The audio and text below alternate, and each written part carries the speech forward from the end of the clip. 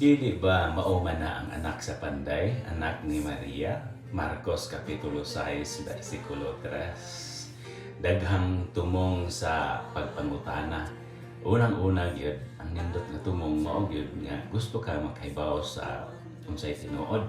Apan dunay mangutana aron sa pagbugal-bugal, aron sa pagsulti nga dili ko mutuo sa ako ang nahibaw-an mahitungod kanimo. Yani ang pangutana ni ining silingan ni Hesus. Nagbugal-bugal ni Hesus, nagsulti ni Hesus nga dili ko mutuo sa mga milagro nga imong nahimo dito sa laing lugar. Dili ko makadawat nga ikaw usa ka propeta or anak sa Dios. Kay nakaila ko nimo anak ra ka og panday, anak ra ka ni Maria, pobre pug ka kaayo.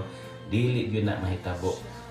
Mao na nga ang pangutana nato, mutuo ba ta nga si Hesus atong Ginoo?